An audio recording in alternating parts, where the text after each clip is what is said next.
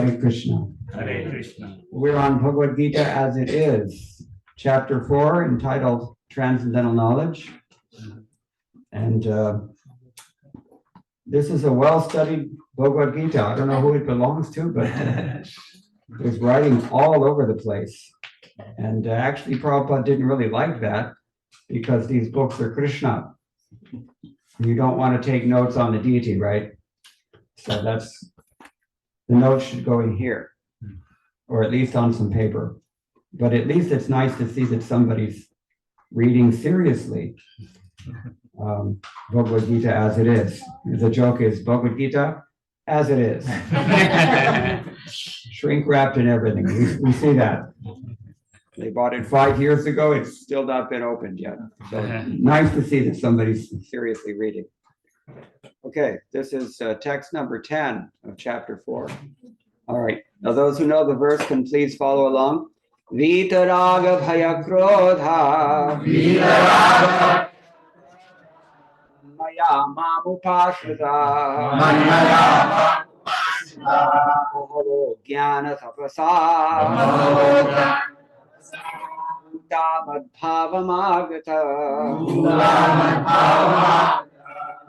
That means being freed from attachment, fear, and anger, being fully absorbed in me, and taking refuge in me alone. Many, many persons in the past became purified by knowledge of me, and thus they all attained transcendental love for me. Let's repeat this. Yeah, we don't need it on. Again, being freed from attachment, fear and anger, being fully absorbed in me, and taking refuge in me. Many, many persons in the past, became purified, by knowledge of me, and thus they all attained transcendental love for me. This is Krishna speaking.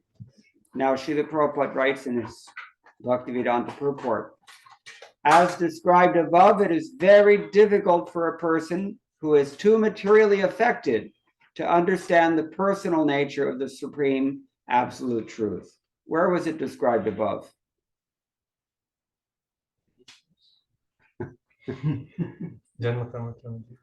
Krishna says here, previous text, one who knows the transcendental nature of my appearance and activities does not upon leaving his body take birth again in this mature world, but attains to my eternal abode, O Arjuna.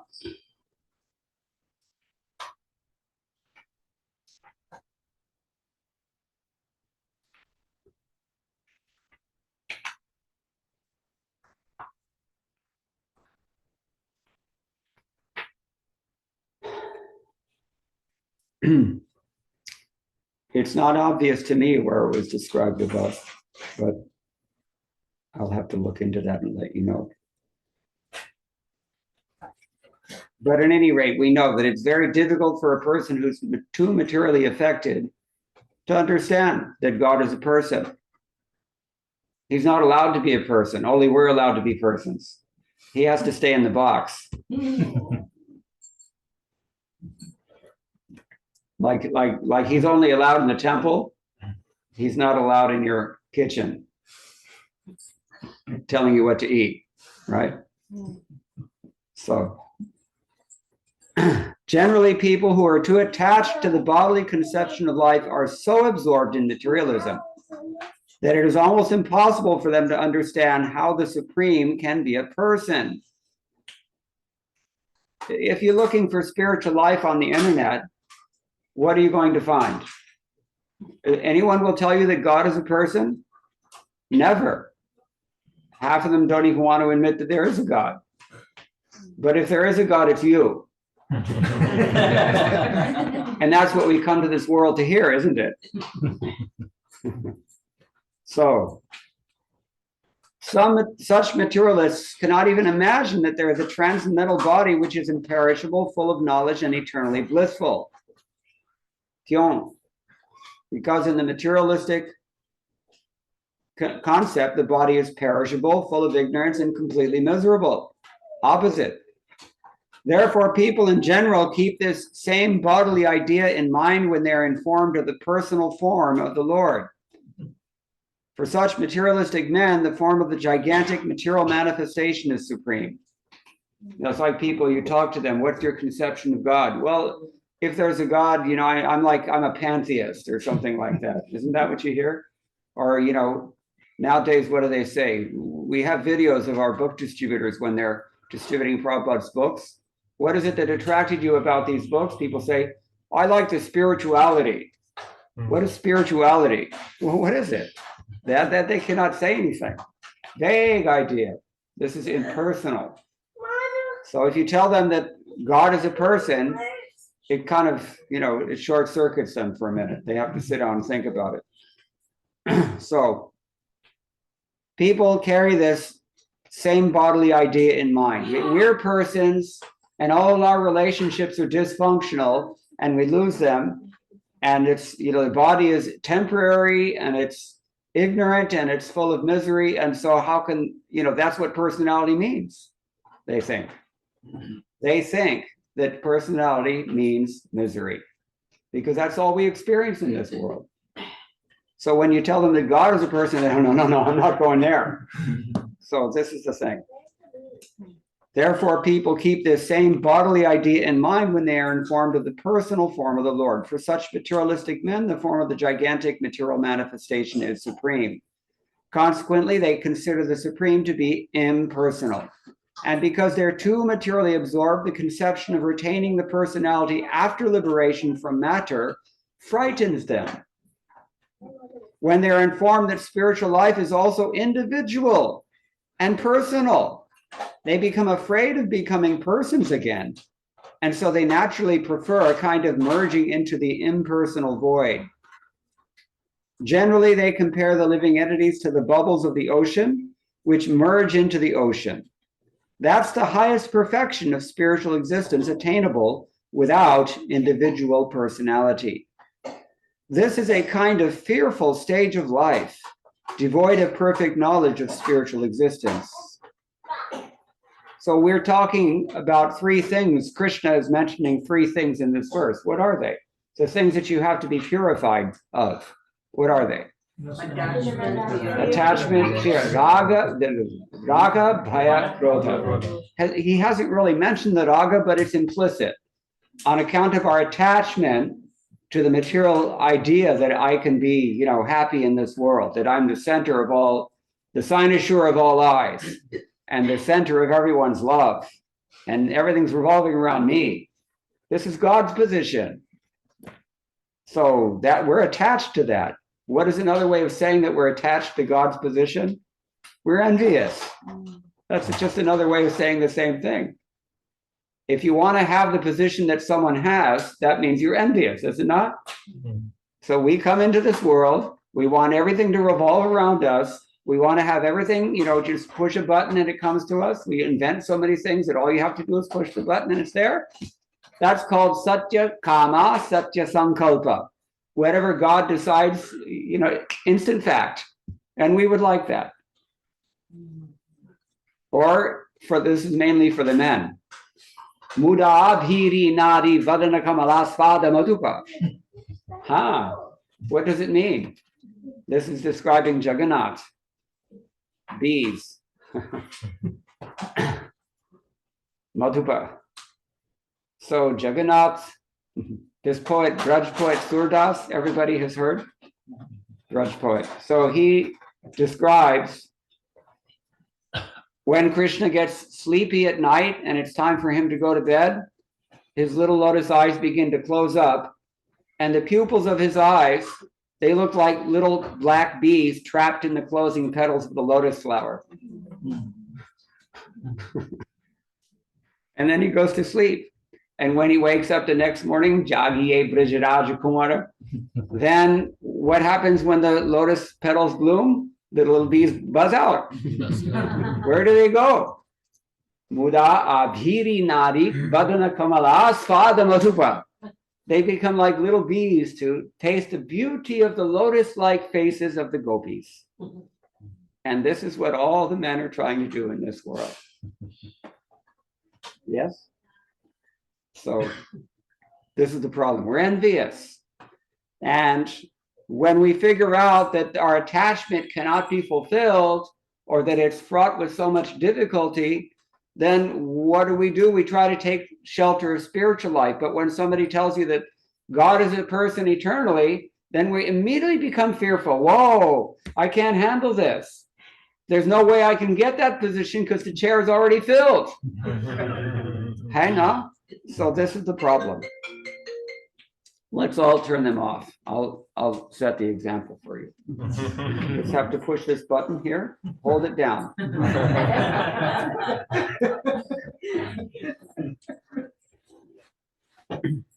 Okay.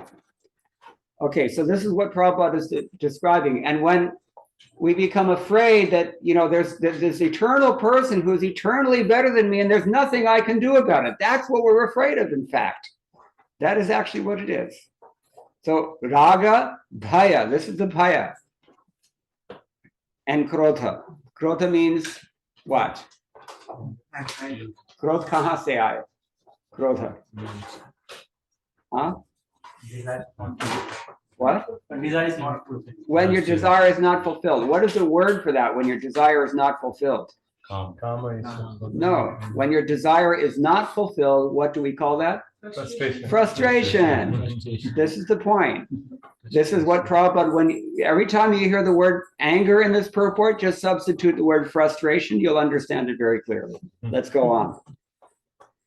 Such people are in a diseased condition of life. Who are they? These impersonalists who are impersonalists by choice because they're actually afraid that there's a better person than me.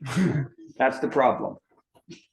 And now he summarizes here. He says, there are many persons who cannot understand spiritual existence at all. Being embarrassed by so many theories and by contradictions of various types of philosophical speculation, they become disgusted or angry and foolishly conclude that there is no supreme cause and that everything is ultimately void. So this is how Prabhupada is paraphrasing this idea of attachment, fear, and anger, particularly anger. He's calling it disgusted, and what else does he say? Angry, and we've already discussed, they're frustrated. So such people are in a diseased condition of life. Now he in the next sentence, he summarizes for us. Some people are too materially attached and therefore do not give attention to spiritual life. Some of them want to merge into the supreme spiritual cause because they're afraid of their spiritual identity or gods. And some of them disbelieve in everything, being angry at all sorts of spiritual speculation out of hopelessness. There's a third one for you. Hopeless, angry, frustrated. This is what Prabhupada is, how he's understanding the word krodha here, angry. This last class of men, the angry ones, they take shelter of some kind of intoxication, and their affective hallucinations are sometimes accepted as spiritual vision. One has to get rid of all three stages of attachment to the material world. Negligence of spiritual life, that's called raga. Fear of spiritual personal identity, bhaya, and the conception of void that arises from frustration in life, krodha. To get free from these three stages of the material concept of life, one has to take complete shelter of the Lord, guided by the bona fide spiritual master, and follow the disciplines and regulative principles of devotional life. That's why we have three other people: the attached, the fearful, and the frustrated. They all want to avoid one thing. What is that? Surrender. That's the real thing. They don't want to recognize there's a supreme person eternally better than me, and I've got to follow his rules. This is what people run away from. So now, this is the first half of the purport. There are two paragraphs in this purport. I love this purport because, well, I'll tell you why in a moment, but basically it's just There's a negative half, and then there's a positive half. We've just heard the negative side of it.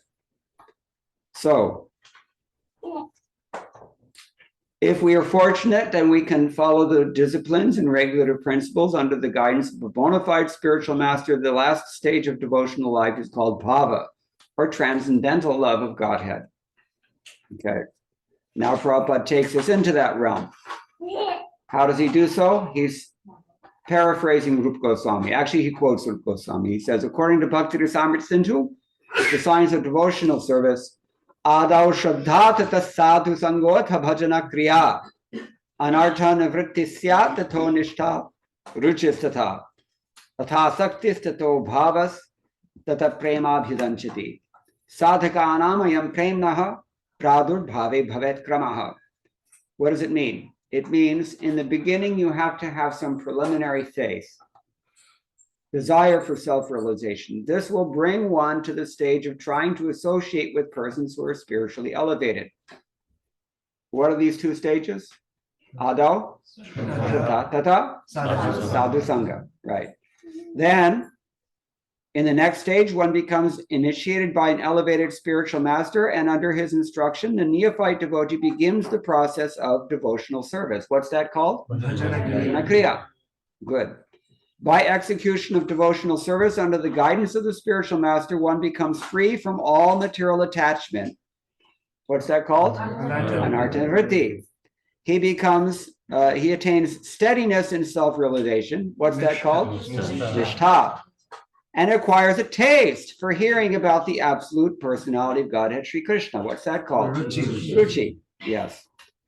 This taste leads one further forward to attachment for Krishna consciousness, which is called asakti, attachment.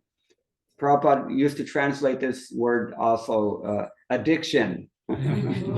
He met with the musician John Lennon. He was from the Beatles. At that time, John Lennon was addicted to heroin. And this was known to Srila Prabhupada. So Srila Prabhupada, John Lennon asked him, what is the sign of a bona fide guru? And Prabhupada said, you have to find somebody who is most addicted to Krishna. Okay, so this brings us to atasaktis, tato bhava.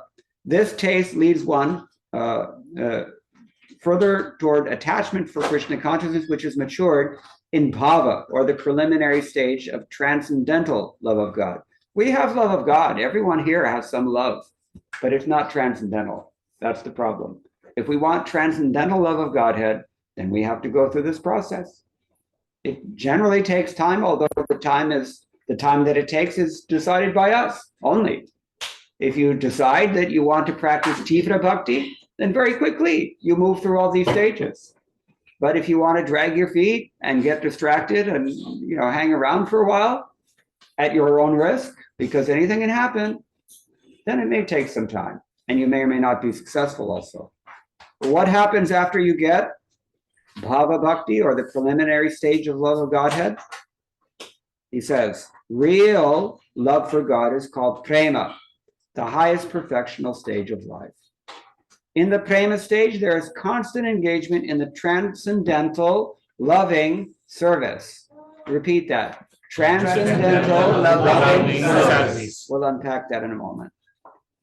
Under the guidance of the bona fide spiritual master, one can attain the highest stage, being freed from all material attachment, from the fearfulness of one's individual spiritual personality, and from the frustration that results in void philosophy. Then one can ultimately attain to the abode of the Supreme Lord. Now, regarding this attachment, fear, and anger, there's an additional aspect that I would like to add here. It's not just, what are the four things that Prabhupada said?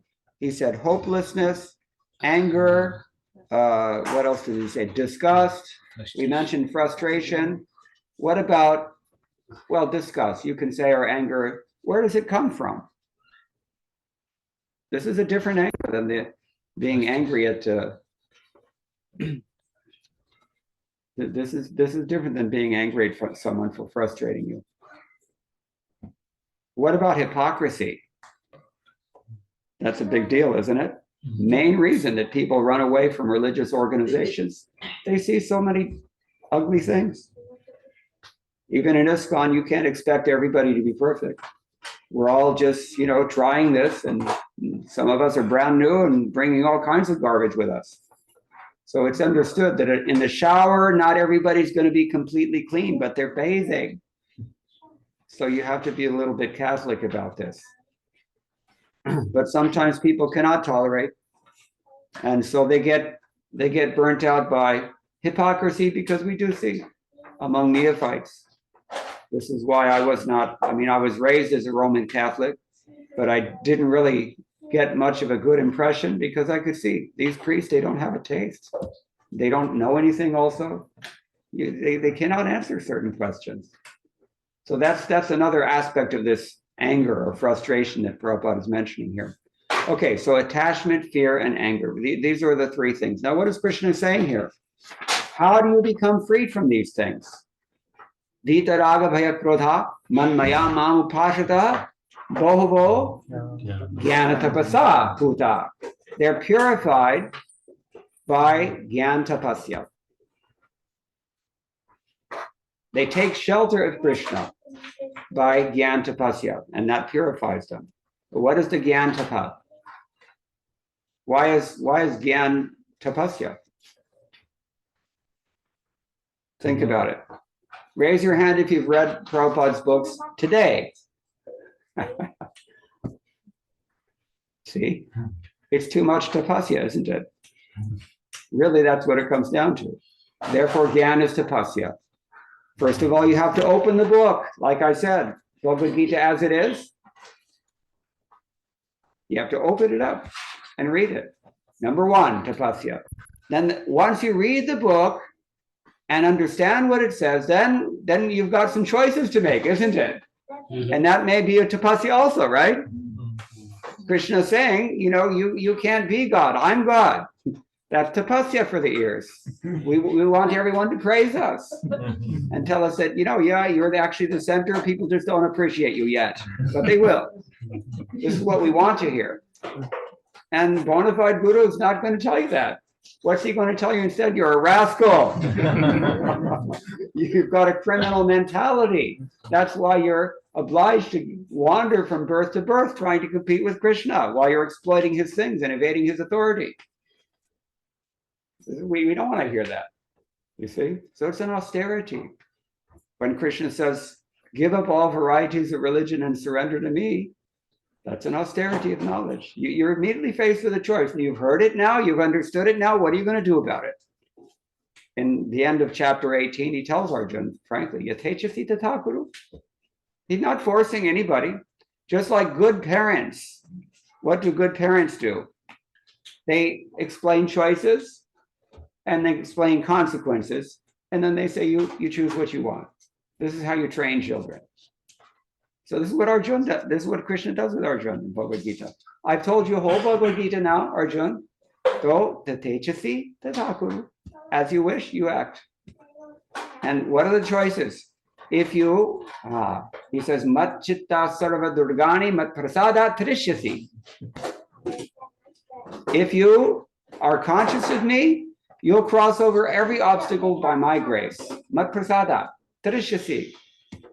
Effortlessly, you will be carried across.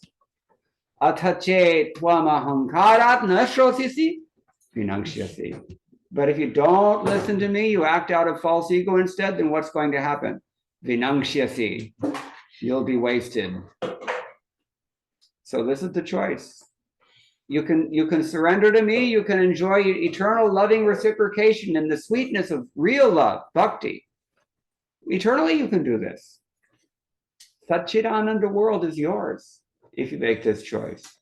On the other hand, you don't have to. If you don't want to, you're free to go. But understand that if you don't choose this thing, then I'm going to have to turn you over to Maya. And what's Maya going to do? She's going to beat the daylights out of you.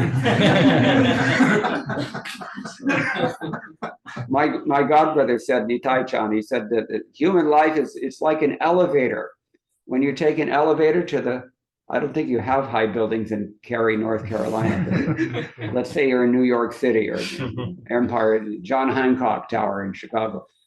You're on the 80th floor and the elevator door opens. What are you going to do? You have a choice to make, don't you? You don't have to get out of the elevator if you don't want to. But you should understand, if you do not step out of that elevator while the door is open, then the door is going to close in a few seconds. And you're going whatever button somebody else pushed. Human life is like that. You have a limited opportunity. How long does this elevator door stay open? Maximum, elevator doors have been known to stay open for about 100 years, maximum. Some of them die before they're even born. Some of them are even killed by their parents before they're even born, believe it or not. Anybody here from Hyderabad? Raise your hand. Yeah. आजकल America में तेलुगु का आक्रमण हो रहा है.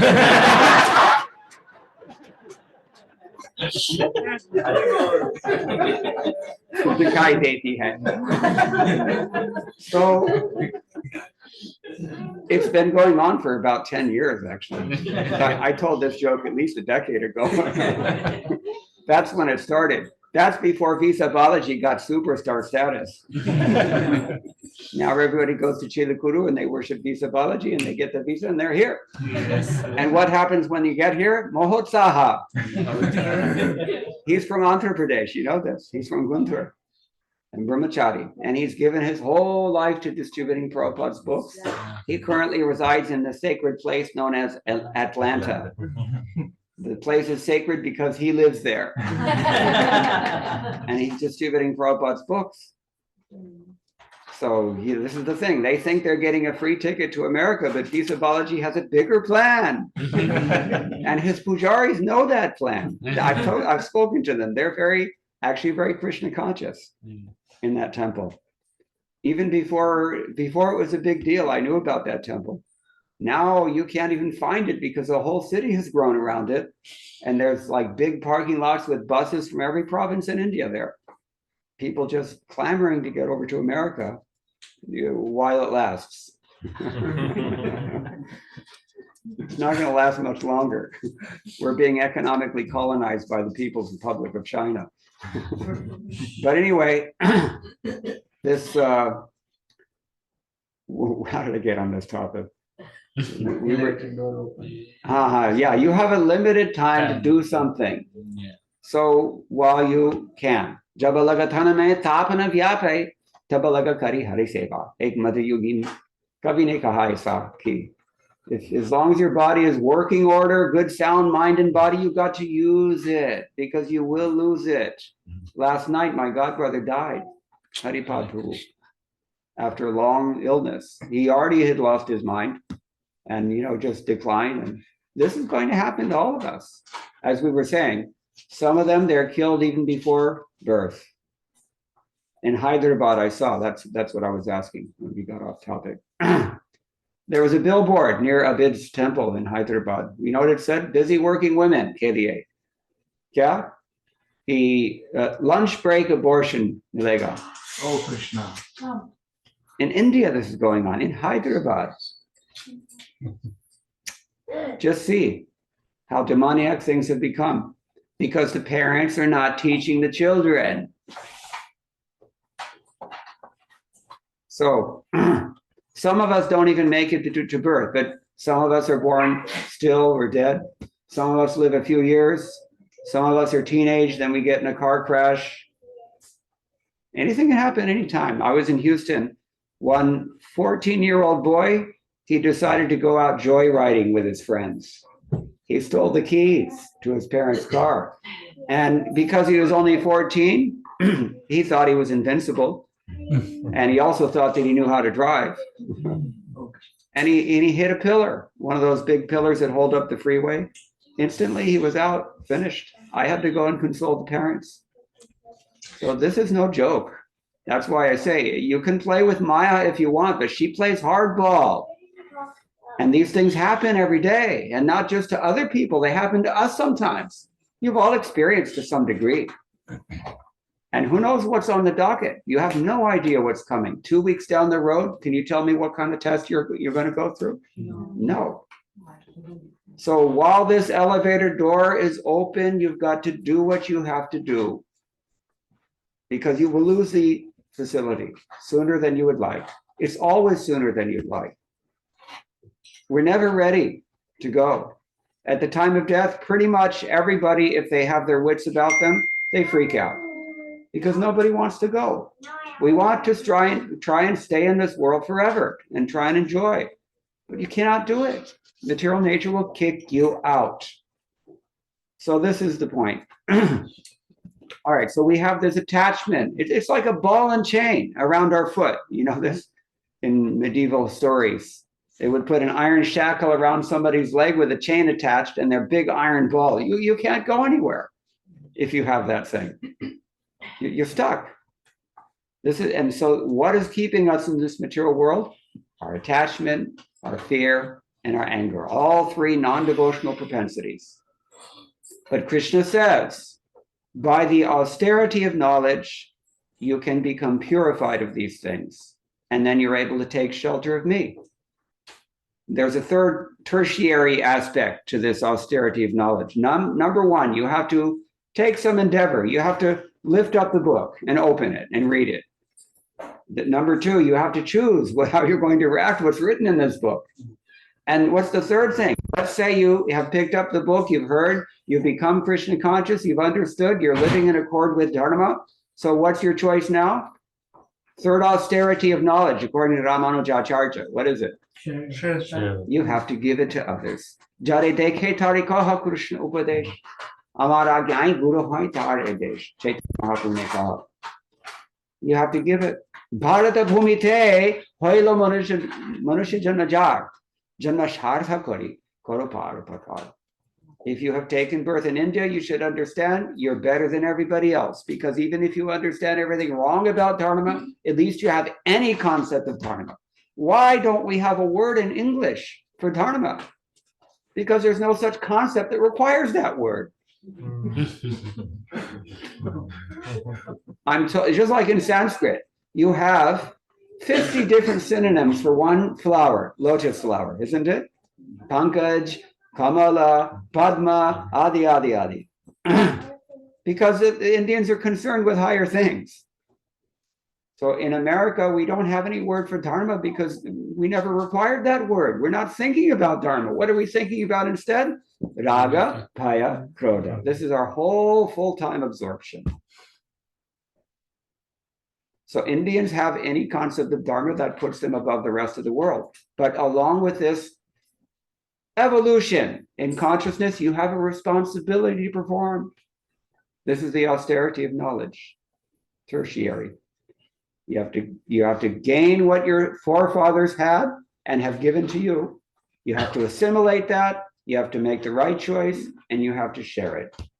You have to act as an ambassador of genuine human civilization, because the only one that we have in this world, practically speaking, is this Vedic culture. Our 8th generation man. It only takes one generation of neglect, and you can wipe out thousands of years of cumulative wisdom and culture and knowledge and spiritual attainment. Wow. One generation only. That all you have to do is nothing. And you will kill it. But there's a problem with that. What is that problem? The bill comes. You shirked your duty. Now you have to pay up. So we don't want that situation. All right. So then Prabhupada gives us the positive alternative. Take your Shraddha, whatever faith you have. How much faith do you have? Raise your hand if you have faith. Everybody has faith. Some people are like this. How much faith do you have? How much? Yeah, everybody has 100% faith. But where are you putting that faith? The way our faith is displayed, right? Bahushaka hinantash. We're investing our faith in different things. I have faith in Bhagavad-gītā. I have faith in ice cream if you're a kid. I have faith in whatever. Stock market. You know, our faith has to be invested in Krishna. And we invest our faith in Krishna by investing our faith in Krishna's devotees in this world, because that's how the Lord reciprocates with us 90% of the time. When you associate with devotees, what happens? Just like when you meet Mahotsaha, I was telling you. I just came from Atlanta. That's why I'm so fired up about Mahotsaha. We were walking back to the house I was staying in, and he just saw one woman was tending her garden. So he just went up unashamed. No shyness at all. He just went up to her, full brahmachari dress. Mataji, can we have a flower? And she said, sure, why not? She was pious. So he was having trouble removing the flower. So she said, oh, let me get you some scissors. She ran to get the scissors and came back and cut them. She doesn't know that he's going to give this flower to Gopal. But she helped him. So her devotional service has now started. Rachel, let's all say a prayer for Rachel. And that's what he did. I didn't ask him to bring the flower. Just in his own heart, he had this love. He brought this and he gave it to Gopal. And this woman's bhakti lata has been planted. You see, this is love. So by associating with devotees, we will be engaged in this way. And what is that engagement? That's called bhajana kriya. What does bhajana kriya take the shape of? Hearing, chanting, remembering, worshiping the Lord's lotus feet. 9 processes. We're doing that now, tonight. We should do this every day and all day. And then we will make rapid advancement. That's called bhajana kriya. Now, rapid advancement should have some test. How do you know if you're making rapid advancement? That's the next thing. Anartha-nivritti. The things that used to bother you, they don't bother you anymore. The temptations that you used to knock you down, they don't knock you down anymore. You see? That's called anartha-nivritti. Then what do you become after the anarthas are knocked down instead of you? Nishtha. Then you're fixed. And when you're fixed, you get ruchi, real taste. Not just this introductory taste. What do they call it? They give you like 2-3 minutes of a movie to try and get you agitated. Trailer, yes. So we have a we're experiencing the trailer right now. But ruchi comes when we're actually gone through some serious discipline and receive the fruit of that in the form of nishtha bhakti. Then we get ruchi, and the nature of that taste is so strong that what happens? Asakti, you become addicted. And that asakti naturally matures because there's no more any predators for this bhakti creeper. It's like putting a fence around it. When I first moved to Vrindavan, we were living in Chaitanya Vihar, phase 2. It's a new development. And some people from Delhi had their new house there. And because they're from Delhi, they don't know what it's like to live in Vrindavan. So they planted a nice, beautiful little flower bed in the front of the house. You know what I'm going to say already. Yes. All so many nice bright guindas. But they didn't know every afternoon the goat wala comes through with 50 goats. 10 minutes. Sab kuch kha gaya.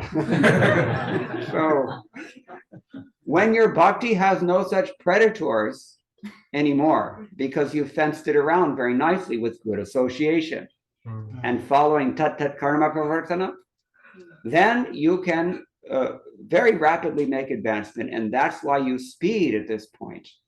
Really fast, you make advancement. After nishtha, the ruchi comes, the asakti comes, very quickly succession, and then bhava. And this is what Krishna mentions here. At this point, you are capable of manmaya mam upashritaha, taking shelter of Krishna. And what happens? Mad bhavam agataha. You have arrived at the threshold of divine love of Godhead, prema bhakti, which is called bhava bhakti. So this is Srila Prabhupada's wonderful purport. I was going to tell you the reason I like this purport. Generally, Srila Prabhupada, I like to emphasize that Srila Prabhupada's purports always paraphrase those of his predecessors. I've read the original commentaries in the Sanskrit. It's very clear that almost all of them say verbatim the same thing. In many cases, verbatim, they all say exactly the same thing. But very little difference. And Prabhupada usually just paraphrases whatever they say. But this one is different. What's different about this verse? This verse, rather Srila Prabhupada's purport to this verse, it could only have been written in the 20th century. And it could only have been written by him. Because by this time, he was seeing what is the situation in this Kali Yuga, and how do people get knocked over from spiritual life, and how is it that they don't want to take the spiritual life at all? Srila Prabhupada saw this, and he gave us a unique purport, his own original contribution to the Sampradaya's heritage.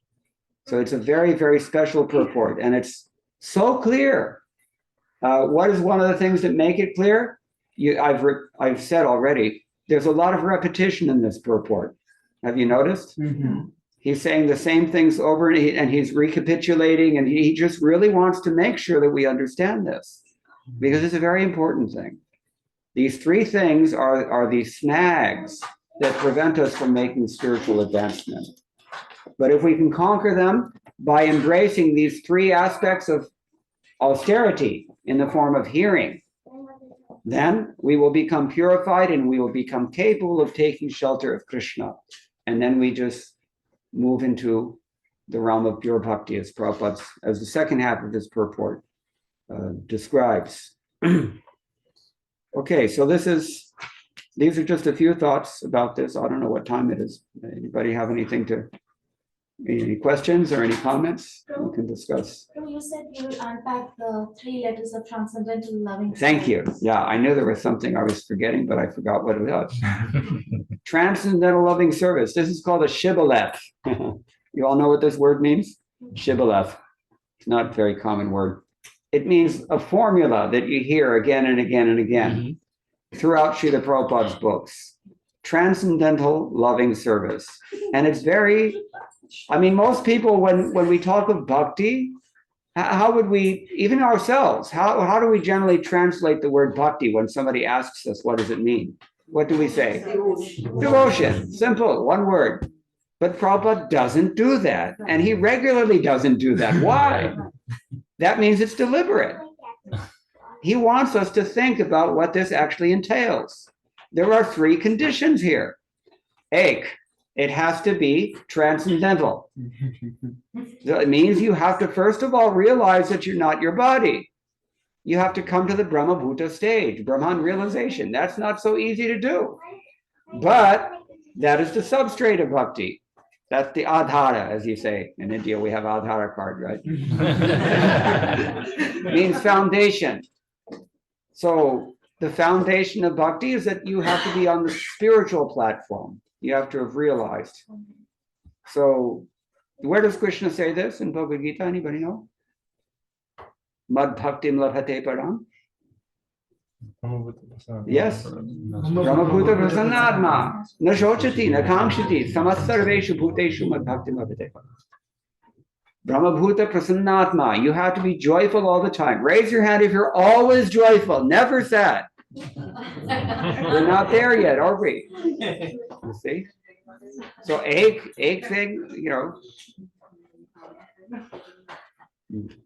first thing is you have to become transcendental, actually, and the symptom is there. The test, if you're always joyful. What else? Na shochiti na kamshiti. How do you prove that you're on this platform? You're not whining about anything or complaining, and you're not hankering after anything or, greedy or lusty. These things are gone. And therefore, you can see all other living beings equally without any envy. Why don't we see other people equally? Because we're envious. This one I want to exploit, that one I don't want around. Isn't it? Mm-hmm. That's not samasarveshu bhuteshu. So these are high qualifications, but that's just the basis of real bhakti. So that's in chapter 18. So transcendental hona chahiye, ek baat. Or next we have to say, what is it? Loving. Love. That we've covered in tonight's verse. Loving means you have to have some bhava. If you're worshiping the deity and just put something on a plate and put it in front of him and mutter, and then he has no obligation to eat that. I mean, even in your own house, gentlemen, if you come home after a long day at the office and you're tired and you're hungry and she just slams a plate on the table and walks out, how does it make you feel? You see, love hona chahiye. So transcendental, and it has to be full of love. Bhava samanvita, as Krishna says later on in Bhagavad-gītā. And what's the third thing? You have to do something. Anybody here from Tamil Nadu? Yeah, so you know Velukuri Krishnan. He's in the Alvar Tirunagari. We did a program there in his ashram. He has a trust. His trust is called Kinchit Karam Trust. I like that. What does it mean? Do something. Don't just sit there, do something. In other words, bhakti is practical. You have to show that you love someone. If you love your wife, what is she's going to say? Okay, but where's my kitchen? Where's my new whatever she wants? And they always want something.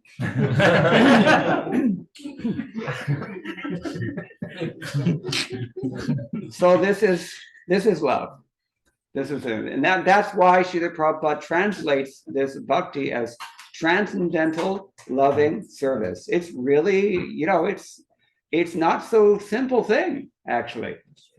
And people criticize, oh, bhakti, that's just for the easy people, the women and children. No, sir. The very people who are saying like that, they are not themselves practicing bhakti, are they? They're running away from it.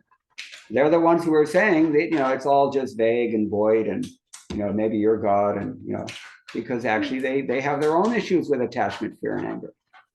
So these are, if we're looking for real spiritual life, or as we said earlier, spirituality. You ever heard this? People say, I'm spiritual but not religious. Yeah. All the time we hear this nonsense. There should be, I'm spiritual and religious. How about that? Look at it this way. If Arjuna can perform sinful activity on Krishna's order, then why can't we perform pious activity on Prabhupada's order? Think about it. So you have to be spiritual and religious, not spiritual instead of religious. Because there's no such thing as Vikarma yoga, is there? There's no such thing. If you're not doing dharma, then what are you doing? Adharma. But when Krishna says Sarva Dharman Parityajya Mamekam Sharanam Vraja, he's talking about the real dharma. Savai Pungsam Paro Dharma. Pure devotional service. But the nature of a pure devotee is that he has all the dharmic qualities, all the godly qualities. Samyak asate suraha. The demigods, when they see a person practicing a nishkinchana bhakti, they want to come and get his association. That's why they come and stay in his heart. Sam asate means they all sit in his heart, according to the Acharyas commenting on that verse. Everybody know the verse, 5th canto? Yes. Yes, yasti bhakti bhagavati kinchana. Does it ring bells? The matlab ki, that all the good qualities of the devatas stay in the person of a devotee who has developed pure devotional service. Because he has developed pure devotional service.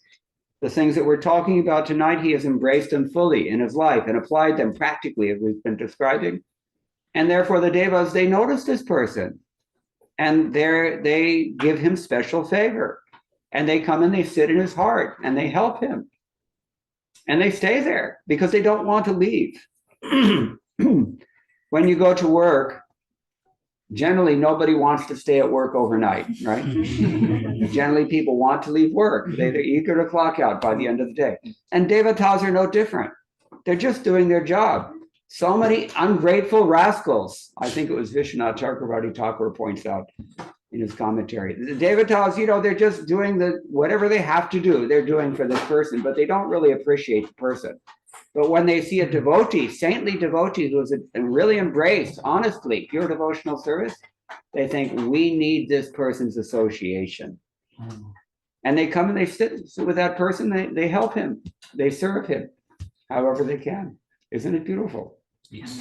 So this is why the devotee, Sarva Deva Mayo Guruhu, Bhagavatam, Krishna tells Uddhava, the spiritual master is the embodiment of all the gods, because they're sitting right with him. Anything he needs, they'll do it. You want to hear a story about this? Yes. We were going to Tirachendur one year. This was when they had a drought several years back in maybe 4 or 5 years ago. Serious drought. I mean, whole Tamil Nadu was drought, but Chennai was flooded. Yeah. It's feast or famine, as they say. So I was flying over coming into the Tuticorin airport, and I'm looking down and just seeing it. I mean, it looks like Rajasthan. That doesn't happen in that part of the country. Usually it's emerald fields everywhere. So what's going on? So I asked him when I landed, what is the topic of the talk? And they said, well, it's this drought is going on. Yeah, I said, I noticed. It's pretty bad. So I explained about this is actually it was in Tirachendur itself, and everybody who came there were all temple priests. It's Tirachendur is the second biggest Skanda temple, Murugan temple in Tamil Nadu. Muruga means Kartikeya, the son of Lord Shiva. Big, big demigod, famous place of pilgrimage for the Tamilians.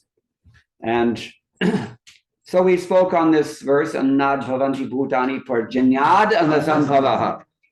That you cannot produce foodstuffs from lithium, right? You can't, microchips you can't eat them, especially if you're Tamil. If you're a Tamilian, then even if it's January 1st and the North Pole, you're still going to eat your tachi sadam. Yogurt rice. So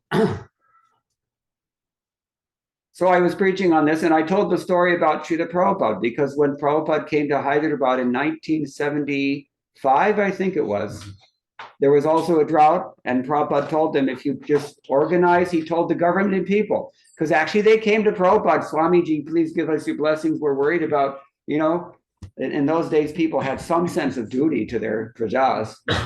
So they were trying to do something for the people because, it was really serious. In Hyderabad in the summer, especially, it's really hot, and you've got to have some water. So Prabhupada just told them, you organize massive Sankirtana and Zurur it will rain. Rest assured. So they did it, and definitely the rain came, and they were also happy. So I told these pundits at Tirachendur, similarly, all of you perform Sankirtana, and it will definitely rain. Definitely will rain. So we had I said, we'll start tonight, because trust no future, however pleasant. So we did kirtan in the program, and they were chanting. Next morning when I woke up, I went to go and shower, and I know, because it was outside. Then I noticed it's raining. Very slight rain, but it was raining. That night we went to a nearby village, Sitangulam, and we did the same program, same theme, same problem, same solution. That night, when we were just finishing prasadam, everybody was just finishing prasadam, then the heavens opened up with thunderous downpour, just thundering downpour. I felt very strongly it was because of the Kartikeya. He's on our side. Once I was giving a lecture there in the same Agraharam. Ki, Ekali Ishwara Krishna Arsha Pritya. Yeah. And so one little girl in the audience, she raised her hand and asked a $10 million question. So is Krishna God or is Muruga God? No, it's on the hot seat. So I told her, you just go in the temple and you pray very hard to Muruga and say, please give me the directions. What is the absolute truth? And he will definitely do it. Because I've seen it happen many times, many times. Nityananda in Dallas, right? You know his story. He was a lawyer in Fiji. a big political family he belonged to. So when the devotees opened their temple in Fiji, you know what devotees do whenever they go anywhere? First thing, loudspeakers. Second thing, book distributors. Everything just, creating a social disturbance. So there was a lawsuit. Somebody was not happy, and he was the plaintiff's lawyer. So one of his friends came one day and said, "Listen, let's go to this ISKCON temple. They have a nice program on Sunday." Because he's Hindu man. He was a Pakka Shaiva. How much Pakka Shaiva was he? Every day he's doing Abhishek for Lord Shiva. Every day. And he's also reading Shiva Puran. Indians don't read anything except for Facebook and C++. It's books about C++ and Facebook, that's about it. But this man was so serious, he was actually reading Shiva Puran. So he initially said, "Hey, I'm fighting these people in court. How you could ask me to go there?" He said, No, don't. They're not like that. You need to come. You'll like it. It's nice. So he went there. And some of the managers, they see this guy sitting in the back, and they got a little nervous, he could see. But, it was okay. Now, who was giving the lecture when he came? Tamal Krishna Maharaj. And that's a force to be reckoned with. Actually, Bhadrinath Swami told me that they had one guy, university professor, very nice guy, was coming to their Sunday feast in Ann Arbor. But he was from the South. He was like from Alabama or something. And Tamal Krishna Goswami went there to give the Sunday feast lecture. And at the end of the lecture, this university professor just nodding his head. And Bhadrinath Maharaj asked him, what did you think? He said, the man answered, "Well, I don't know nothing about y'all's philosophy, but that man can talk a hungry dog out of a pork chop."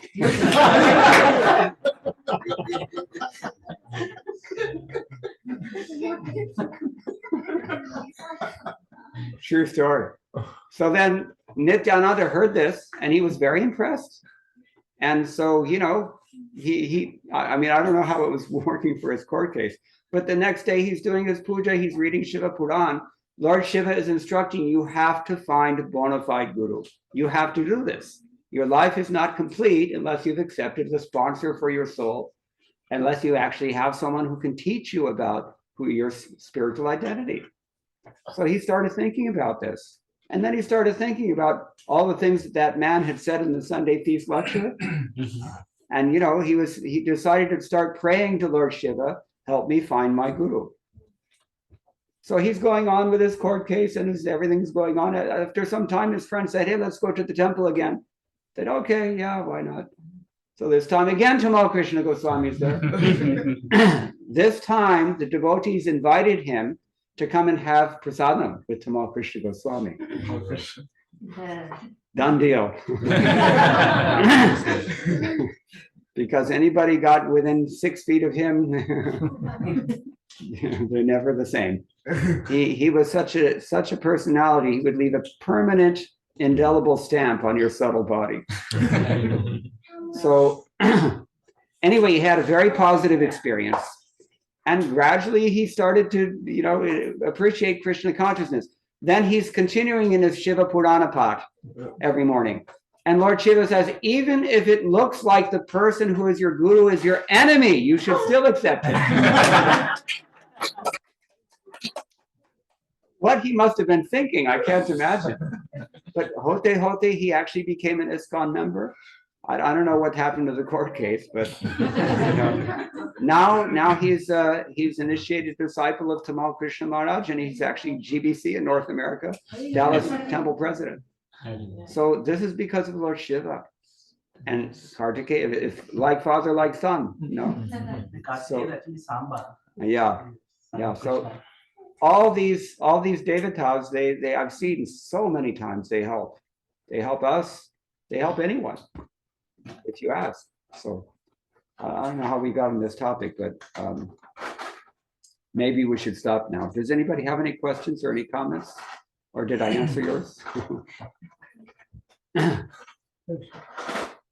Just have a dilemma about this Brahmabhuta Prasanatma. Unless you have Brahma Bhuta, you cannot have this Labhate Param. Yes. Param Bhakti. Mm. Unless you have Param Bhakti, you cannot be a Brahma Bhuta. So what comes first? Yeah, good question. It is a very logical question. The fact of the matter is that we have different kinds of bhakti, different statuses of bhakti. There's probate bhakti, that's called bhakti abhas, and that's what we're all practicing now. As I said, we all have some taste, but we don't have complete taste. Similarly, we have some faith, but we don't put our faith entirely in Krishna. Similarly, we have some bhakti, but it's not pure bhakti, it's not param bhakti. If you want param bhakti, then you have to come hote to this higher level. But even this probate bhakti is enough to elevate you to that level. So in bhakti, the upaya and the sadhya, the sadhana and the sadhya, they're one and the same thing. There's no koi fark nahi. The only difference is like Vishwanath Chakravarti Thakur says, it's like a green mango and a red mango. Anyone who cooks, you can do things with green mangoes.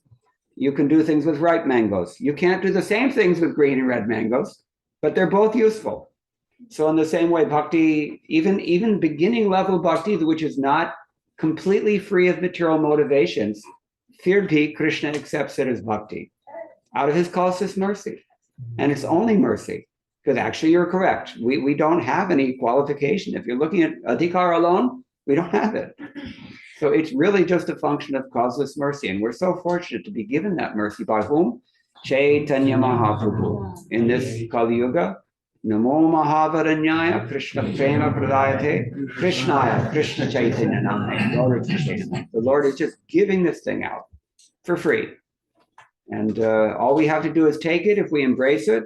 And we very quickly go through these stages as we've described. And then we get the same Param Bhakti, Mad Bhakti Labhate Param. And then we can become a member of this club. Krishna says many people in the past have done it. You can join them. That's the implicit message, no? So, Manmaya mamu pashita bahovo jnana tapasa puta and madbhavam agataha. And rag, bhaya, krodha, all finished. Anything else? Yes. When you started explaining about bhakti, you said that it's our choice that how quick or how slow our progress will be. And then you said that sometimes if we are just dragging our feet, then and it may take a long time, and sometimes it may not also happen. So, No, it will always happen. That's Krishna's mercy. Once you call out his name, what is that? Abhayam sarvabhutetu vratam. What is that? Everybody knows this verse, no? Just knowing. Sakrideva prapannaya. Tavasmiti chayachate. So this is the one time only you're chanting Krishna's name sincerely, he's going to mark you. He's not going to let you go. But, it's your choice. This is love. It's not AI. He can program a robot to do anything he wants, right? But that's not what he wants. He wants real love. Nowadays, people are doing this, isn't it? Yeah. They have these AI relationships. Have you heard of this?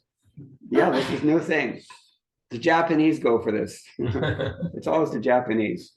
Anyway, nothing against them, but they just have trouble dealing with people. So they design a person, AI person, that exactly meets their specifications, and they program the person to never become angry, never become unfavorable, never everything is according to you see the problem? Mm-hmm. I want to be God. That's essentially what it is. They're envious of the Satya Sankalpa Satya Kama principle. So AI, Krishna can do this, but that's he's got a higher taste than that. Mm-hmm. It's like you can pay for cubic zirconia, not very expensive. But if you want diamonds, well, then you've got to pay a little more. See? So Krishna, he's only interested in diamonds. We're selling diamonds, Prabhupada said. So Krishna wants love. Is that answering your question? yes, when we come in congregation, we come united, we sit together and listen. Like, for example, here we are sitting and listening from you, or we go to a temple, do keep them together. Always the enthusiasm level and the commitment level is more, and it comes like I feel, oh, next time I go home, I'll do this. I'm going to be very serious in bhakti. But as soon as I go home and my personal life starts, then everything becomes more, having more priority than my bhakti practice. Isliye Nityam Bhagavata Sevaya. This is the injunction. You have to do it regularly, you have to do it daily, you have to do it constantly. Why do you stop? Nobody's telling you to stop. Carry it with you, carry on, keep hearing, keep chanting. Nobody's telling you to stop. But it's natural. You wake up and your mind is covered with all the film of so many lifetimes for whatever is hovering in your brain, your samskars. That's natural. Therefore, as soon as you get up, it's like I have my alarm clock. You know what it says? Shri Vasudeva Nalinekshana Suno. This is the first thing I hear every day. So immediately, you're going to get some Krishna conscious input, or he's putting on Prabhupada, I'm hearing all day, or some kirtan or something. Now they have this little red box. Have everybody seen it? It's India, and they have, I don't know if it's here yet, but you put in this flash drive, and it's got all the Prabhupada's lectures and kirtans and Jokosh Vijaya, anything is available. So, you've got a Kamatenu in the form of this little red box. My godbrother told me that unless he's doing some work that absolutely demands his focused concentration, he just keeps this thing going all day long. Now, what happens while you're dressing, while you're brushing your teeth, while you're doing housework? If you're hearing from Prabhupada, what does that mean? That means you're going to get at least 4 or 5 hours of Prabhupada's association every day. How you will not make advancement if you're associating with Prabhupada 4 or 5 hours a day. So the choice is yours. Nobody's telling you that, don't listen. The facility's there. Even if you don't have the little red box, you've got YouTube. Everything is there. All you have to do is push the button, but we're lazy. This is the thing. Manda sumanda matayaha. Because, manda bhagya. And therefore, upadrutaha. We're always disturbed by other things. So Nityam Bhagavata Sevaya, as soon as you notice, oh, I forgot Krishna. Now you got to keep at it. This is called abhyas. When children are learning how to walk, it's understood they're going to fall from time to time. But you got to just get up and keep walking. Then hote sab kuch theek ho jaye. And what gives us the strength to do this? Association. This Bhakti Rasa Bodhini, you know this? The commentary on Bhaktamal, Braj Pasha work from the 18th century. Priyadas says, we were talking about the goats, how they eat. You've got a little pora, and if you don't put a fence around it, then some goat's going to come and eat it. But if you put a fence around that thing and you water it daily with hearing and chanting, the creeper is your bhakti, your own bhakti. The fence is satsanga. The water is the process of hearing and chanting. And if you just take care of it in this way, hote, that tree will grow and it becomes a massive banyan tree, 6 feet thick trunk. And you can tie a war elephant to that tree and he's not going anywhere. The same thing that you feared from a little goat, a baby goat. Now there's a war elephant tied up there and the thing is strong. This is the power. Satsanga Prabhav. Let's go Satsanga Prabhav. So that's the whole key, really. Therefore he says, Sadhu Sangha, Sarva Shastra Koi, Matra Sadhu Sangha, Sarva Siddhi Hoy, Sarva Siddhi Hoy. Every perfection will come just by Satsanga. It's so strongly recommended. It is the most, Prabhupada said, 90% of our advancement is coming from there. Sangat sanjayate kama. Whatever you desire, it's coming from your association. So you judge, scrutinize, introspect, and see. What am I associating with? That's where I'm going. That's what my desires will be. You associate with devotees, you'll become one. You associate with some other thing, then you'll become that. Yeah, therefore he says, Yatha ichasi tatha kuru. It's your choice. Yes. So I want to know what is a love matra? What does that mean? Just for a fraction of a second, even. Love is a subdivision of a second. Even just a split second association with devotee can give you all perfection. It's a fact. But depending on how pure the devotee is. If the devotee is very pure, then just a split second association, everything done. It's happened. There are stories like that, not stories. I saw Srila Prabhupada just, for a few moments at a time, several times. But, it's enough to keep me here after 50 years. That's half a century. So, and I'm so grateful because a God brother told me, he quoted that very verse, that you should come and see Prabhupada because even this 11th of a second is lava. You can give you all perfection. So I decided to hear and I took it, I invested my faith in what he said. I came, I saw Prabhupada, and I'm still here. Anything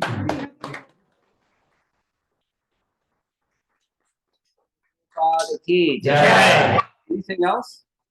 Yes. So it's a continuation of that same concept that we're discussing.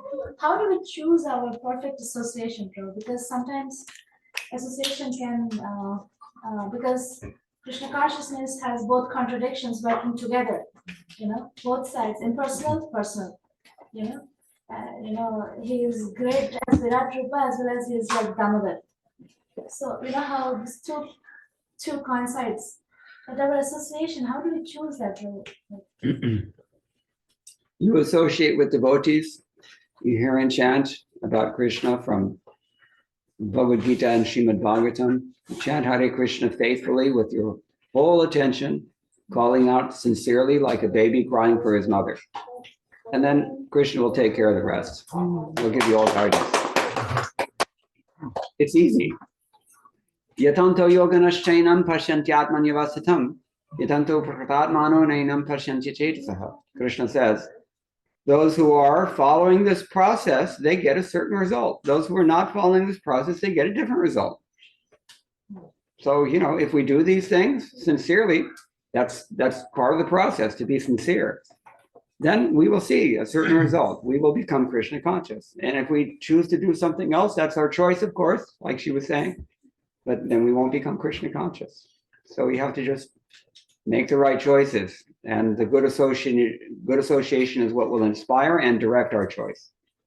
That's what makes association so powerful. So we have to choose our association according to what we want. What is your sadhya? Then you have to choose. What is your lakshya? You have to choose. If you want to become a pure devotee, then you have to associate with pure devotees. You want to become an impersonalist, you can do that. That's like, to become an impersonalist, you're neither inside the elevator nor do you step out of the elevator. You go down the elevator shaft. Nagarka naghatka. You're neither in the material world, neither in the spiritual world.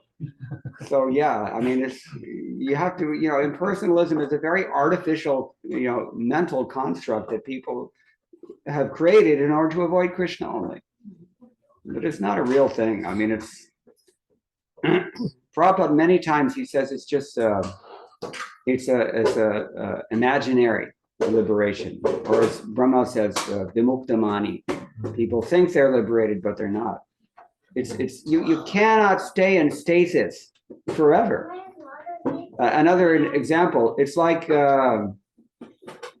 one of these SpaceX rockets goes up with tourists in it.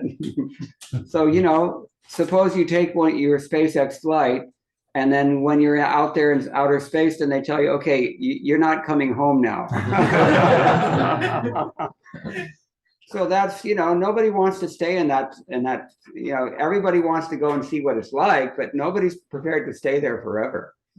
So this Brahman realization, impersonal realization, to say, it's artificial like that. We don't really want that.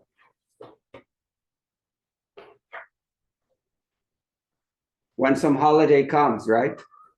Family gets together, they have a nice meal. Okay, so how's it feel if you just, instead of sitting down with your spouse and kids, you just sit down with a light? Enjoy. This is impersonalism. It's very artificial. It doesn't really work. Nobody really wants it. It's just an excuse to avoid Krishna, actually. Actually, that's the case. Is that okay? So you find those devotees you're asking also how to find the good association, right? Rupa Goswami, what does he say about this in Bhakti Samrita Sindhu? Anybody know what I'm thinking? There's a verse. Sajati ashaya snigdhao sadhu sangasvatovare. You have to find somebody who's in the same category as you. That means somebody you can relate to. But that person has to be affectionate to you. And that person also has to be more advanced than you. This is how you choose your association. Because otherwise, you can find somebody who's just like you and also affectionate, but if they're not more advanced, they're not going to elevate you. If he is more advanced and he's also like you, but he doesn't like you, it's not going to help either. And if the person likes you and he's more advanced than you, but you can't relate to him because he's just very different, it doesn't help either. So these three conditions have to be met. This is the criterion on which we can accept our association that will elevate us. Oh, what is that verse? This is in Bhakti Rasamrita Sindhu. Yes. Yeah, I forget the number just now. I can look it up and tell you. But better than that, or at least in the interim, until I can find the verse, you read text number 5 of Upadeshamrita. No. Krishneti yasya giritham manasadriyeta ityadi. Because there Prabhupada says much of the same things, and he might even quote that verse there, I don't remember. But it's a wonderful purport. It's meant for that purpose. Rupa Goswami has given us golden instructions in his Upadeshamrita. Well, why do you think he called it Upadeshamrita? It's everything we need to go from Shraddha to Prema.